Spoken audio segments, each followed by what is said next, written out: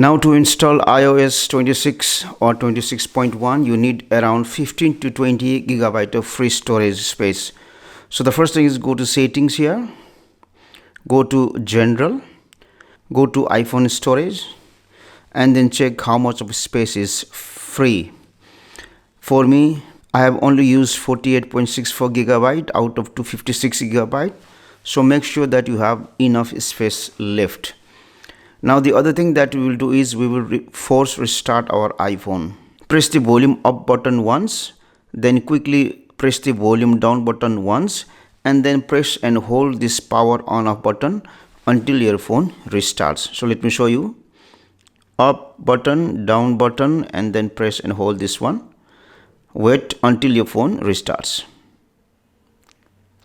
Once you see this Apple logo, release the phone. The other thing that we will do is, if you are using any VPN, then turn it off. Go to settings. So if VPN is enabled like this one, then turn it off. Now the other thing that you will do is you have to switch off your router and then switch it again. Sometimes there might be a problem with the Wi-Fi network, due to which your phone might not update. And after that, we will go to general. We will go to this option, transfer or reset iPhone. Select reset and then select reset network settings. You have to enter the passcode of your iPhone, and there your phone will be reset, and then your phone will be reset. So if there is any problem with the Wi-Fi connection in your phone, it will be corrected, and then you have to check whether your phone will update or not. Now the other thing that you can do is you can cancel the update and then delete the downloaded iOS software. Go to settings here, general, go to iPhone storage, and here you will be able to see the unfinished iOS update, which you will see in this list.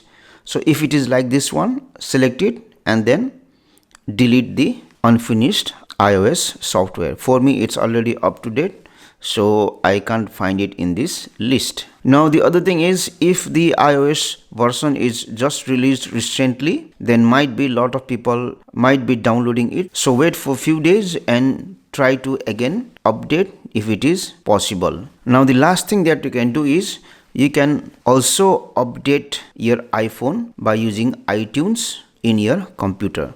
So for that one, what you will do is you will at first connect your phone to a computer and then open iTunes. I will show that one in my computer. So once you connect your iPhone to a computer, then what you do is open this music app or iTunes app. Your iPhone should be automatically detected here. If not, then you might be asked to download an update, and after downloading it, you will find it here. So select iPhone, click on sync settings, and click on this button, check for update. Now for me, you can see the software version is iOS 26.1. For you, if there is an update available, then here you will be able to see the latest version which will be available, and then you can click on update button and then update your iPhone through computer also. So do all of these steps and then you should be able to update your iPhone.